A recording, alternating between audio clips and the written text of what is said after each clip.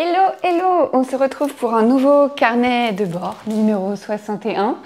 Et comme les précédents, je vais vous emmener un petit peu en promenade.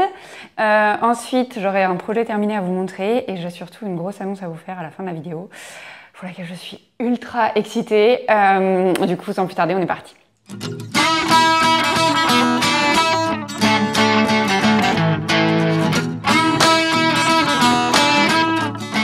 Ok, donc, on va commencer. Donc, comme les fois précédentes, je vous mets dans la zone de description sous la vidéo un sommaire cliquable avec le temps à partir duquel vous pouvez visionner le sujet qui vous intéresse si jamais l'entièreté de la vidéo n'était pas à votre goût.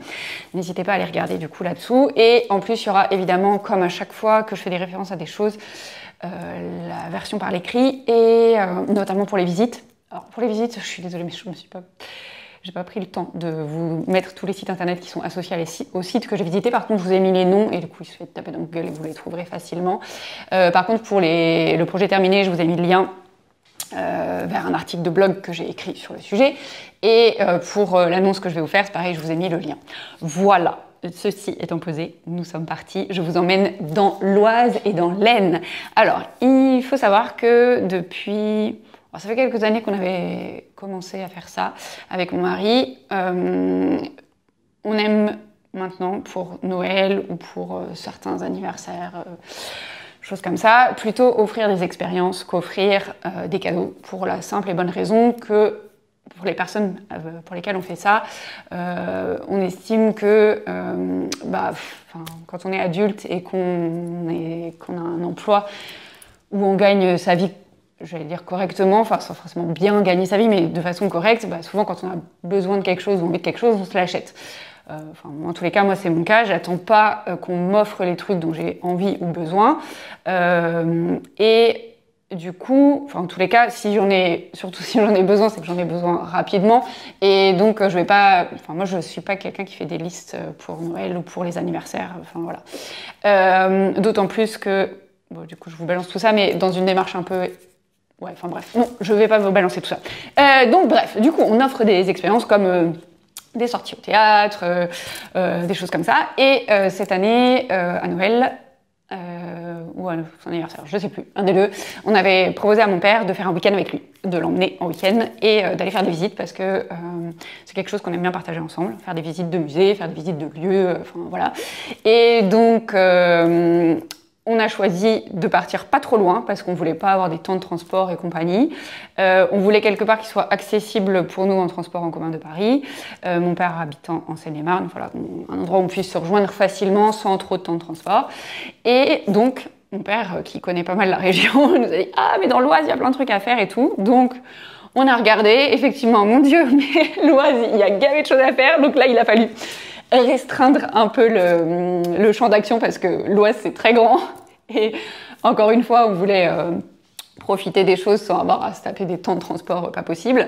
Donc du coup on s'est calé dans un endroit où il y avait des choses à voir suffisamment proches. Il y avait aussi un logement qu'on a trouvé sur Airbnb qui était bien parce que mine de rien c'est pas toujours évident de trouver des endroits qui sont corrects et puis en plus là on est plus trop dans une période touristique donc peut-être qu'en été il y a beaucoup de choses à louer. Là c'était moins le cas et donc voilà. Du coup, short and sweet, on s'est trouvé dans l'Oise, pas loin de l'Aisne et donc on a visité ce week-end-là pas mal de choses et le hasard faisant très bien les choses, parce que là, pour le coup, on avait juste regardé nos emplois du temps respectifs en se disant « Ah ce week-end-là de septembre, on est dispo, mon père est dispo, ça match. » Et en fait, il s'est avéré que c'était le week-end des journées européennes du patrimoine. Donc vraiment, le super week-end pour visiter plein de trucs qui, parfois, sont fermés au public et du coup, sont ouverts uniquement à cette occasion. C'est le cas de ce que je vais vous montrer aujourd'hui. Donc c'était vraiment trop cool. Et donc, on a visité le samedi, je vais vous mettre des images comme ça, vous verrez au fur et à mesure, puis encore une fois, je vous remets les infos dans la zone de description sous la vidéo. On a commencé par le pavillon Eugénie, qui est un pavillon à côté de Pierrefonds, dans la forêt de Compiègne, et qui lui, alors pour le coup, n'a jamais été ouvert au public, parce qu'en fait, il a été acquis par l'État. Avant, ça appartenait à l'ONF, ça a appartenu à plein de trucs avant. Et en fait, après l'ONF, ça a été laissé à l'abandon, l'État l'a récupéré Et il l'a récupéré en décembre 2023. Donc en fait, c'était la première ouverture au public pour les Journées du patrimoine de 2024. Donc autant vous dire que c'était pas dans un état fifou. Et c'était assez marrant parce que les gens qui faisaient la visite, c'était la première fois qu'ils faisaient visiter les lieux. Donc les personnes, vous avez leurs fiches et tout, mais c'était hyper sympa. Une visite très rapide, ça a duré 15 minutes, mais c'était vraiment très cool. Donc si vous êtes dans le coin ou que vous pouvez y aller facilement, pour les prochaines Journées du patrimoine, a priori, ce sera ouvert et ils auront déjà fait... Alors peut-être pas tous les travaux, mais voilà, il y a beaucoup de travaux qui sont prévus dans le lieu et ça risque d'être assez cool. Ensuite, on a visité le château de Pierrefonds. Là, pour le coup, lui, il est ouvert toute l'année au public. Mais là, pour les Journées du patrimoine, je crois qu'on n'a rien payé du tout. Parce qu'il y a beaucoup de lieux qui sont du coup ouverts gratuitement aussi cette journée-là. Donc c'était vraiment le bon week-end pour visiter plein de trucs. Ensuite, qu'est-ce qu'on a visité l'après-midi, on a fait... Ah oui, les jardins de la Muette.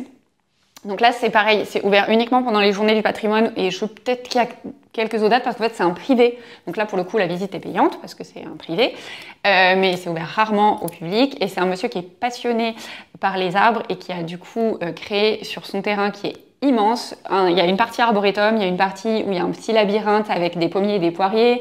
Il y a une autre partie où on peut voir donc il appelle ça une dentelle de buis. C'est en fait parce que le terrain est dans un château et donc il y avait, vous savez, les petits buis qui sont taillés pour faire des formes et tout ça, c'est très joli. Pas des formes d'animaux, trucs comme ça, ça se voit du dessus. Ça se voit du dessus et ça fait un dessin au sol. Voilà, donc ça c'était aussi hyper sympa. Et ensuite, on a terminé la journée, donc là j'ai pas d'image, à la Cité internationale de la langue française à Villers-Cotterêts. Et alors ça... Sur le coup, je n'étais pas forcément emballée. En fait, il faut savoir que c'est dans le château à Villers-Cotterêts. Et le château a été complètement vidé à la Révolution française, pour faire l'exemple. Mais la structure du château est maintenue. Et du coup, ils ont fait ce musée de la langue française à l'intérieur. Et c'était génial. Vraiment, vraiment super. Hyper intéressant. Il y a plein de jeux aussi autour de la langue française. Enfin, c'est super. On a adoré. Ensuite, le lendemain, on a visité à côté de cette cité internationale le pavillon Henri II à Villers-Cotterêts toujours. Donc là, c'est pareil, c'est tenu par un privé, c'est ouvert toute l'année, mais uniquement sur réservation. Là, c'était ouvert, il n'y avait pas besoin de réserver, il y a des visites toutes les heures. Et en fait, c'est un couple de passionnés qui tient ce lieu, enfin qui habite dans ce lieu et qui l'ouvre du coup pour les Journées du patrimoine et par ailleurs sur des visites guidées. Génial. C'est tout petit, mais c'était super. Et le dernier point, après on est allé à Compiègne. Oui, c'est ça. Je crois que vous oubliez rien, on est allé à Compiègne. Et à Compiègne, on a visité le musée du cloître et le château de Compiègne, où il y a 3 musées, je crois, ou 2.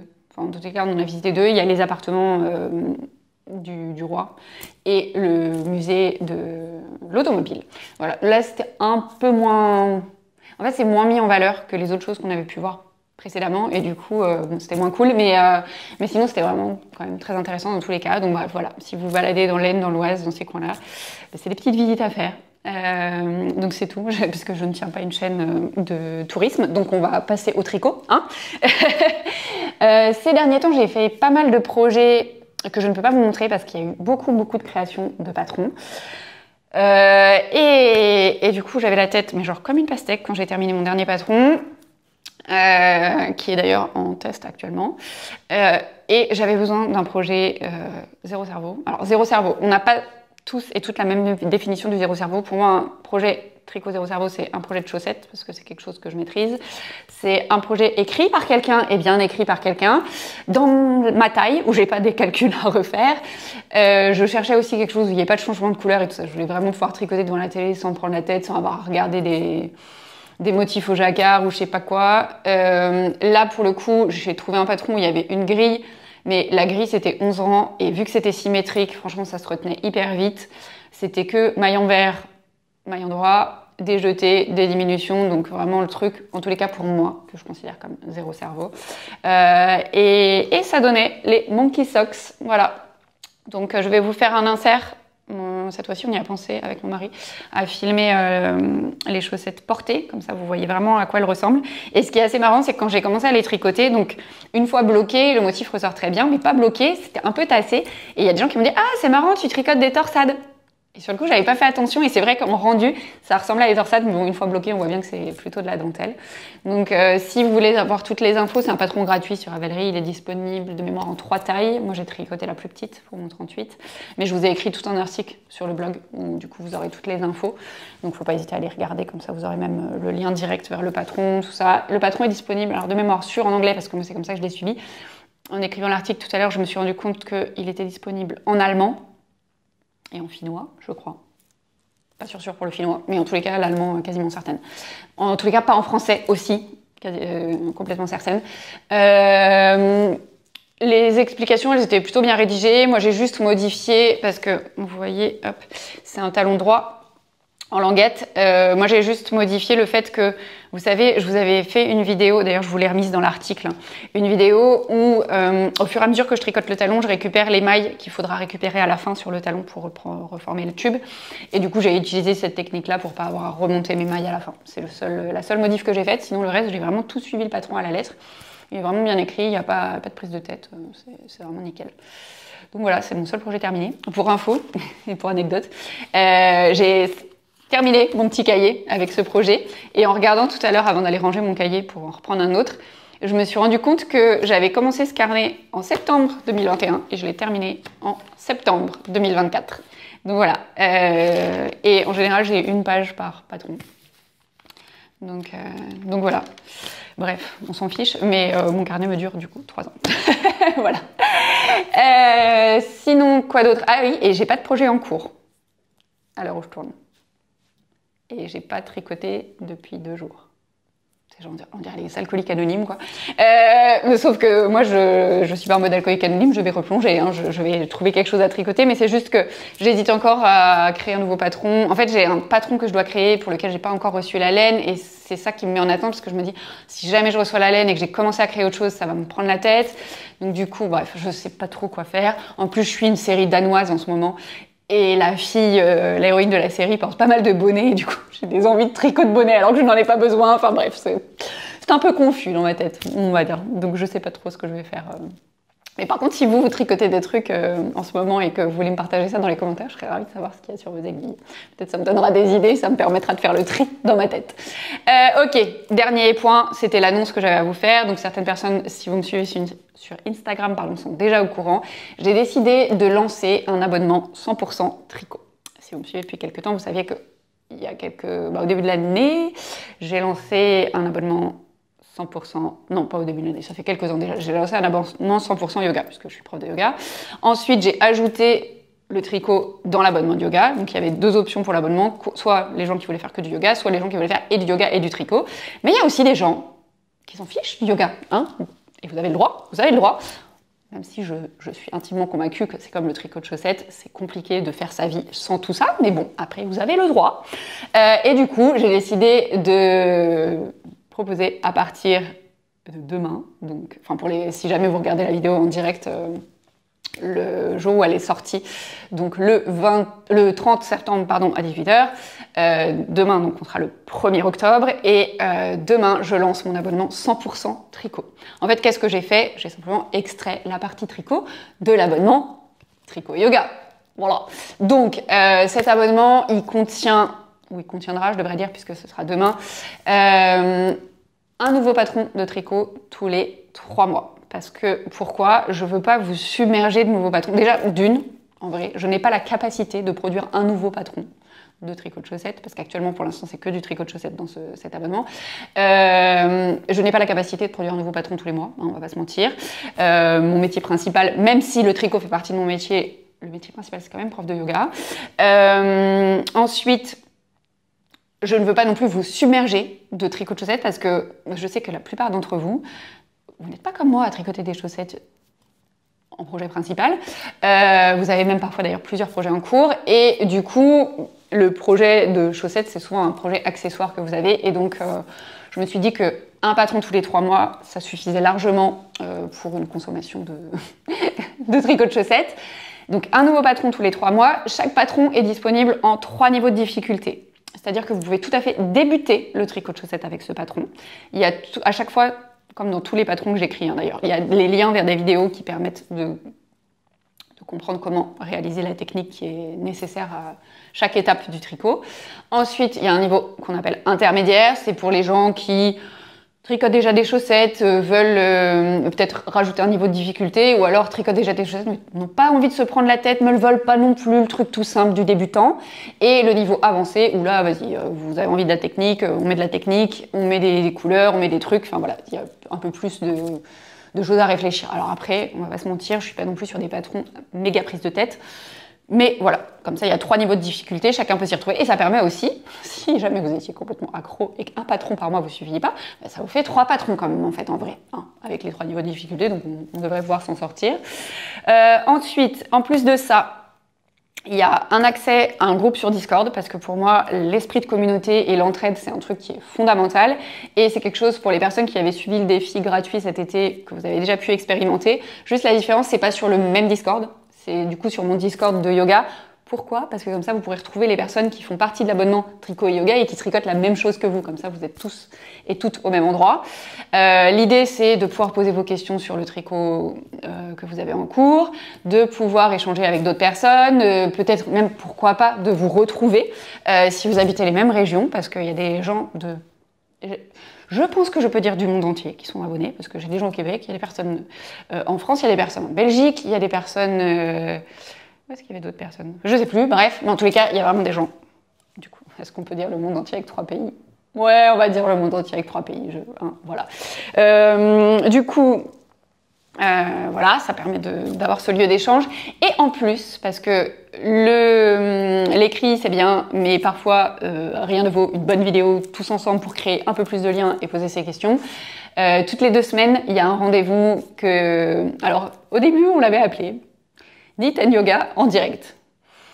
Il a fini par s'appeler tricot, blabla et peut-être du yoga, parce qu'en fait, on fait surtout des échanges... Donc c'est sur Zoom, vous pouvez mettre la caméra si vous le souhaitez, vous pouvez me montrer votre ouvrage s'il y a un blocage pour qu'on en discute. Les autres d'ailleurs, parce qu'il n'y a pas que moi, tout le monde peut répondre si vous avez des questions, si vous... Enfin voilà, l'idée c'est de faire un peu comme une soirée tricot, où on papote, où on se montre ce qu'on est en train de réaliser, et c'est pas forcément toujours le patron du trimestre en cours. Et aussi à la fin, si vous le souhaitez, pour les personnes qui le souhaitent, on a un petit moment de détente, donc...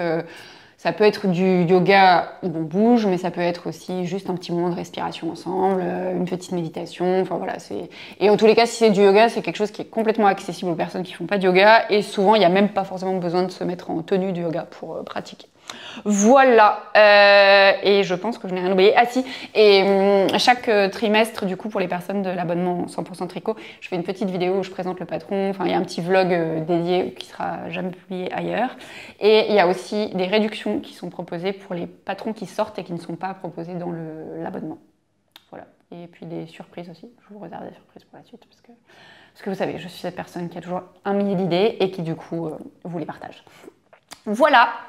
Donc si jamais nous sommes encore avant le 1er octobre et que vous voulez savoir ce qu'il en est sur l'abonnement avant tout le monde et être prévenu avant tout le monde de l'ouverture des portes de cet abonnement, je vous invite à vous inscrire, à cliquer le lien, vous verrez il y a une liste d'attente et du coup vous pouvez rejoindre la liste d'attente et dès que tout le système sera en ligne, j'enverrai un message à ces personnes-là et puis plus tard je diffuserai l'info sur les autres réseaux sociaux et sur l'infolettre. Et si jamais on est après le 1er octobre, ben en fait c'est la même page, mais sauf que là du coup vous pouvez déjà vous abonner.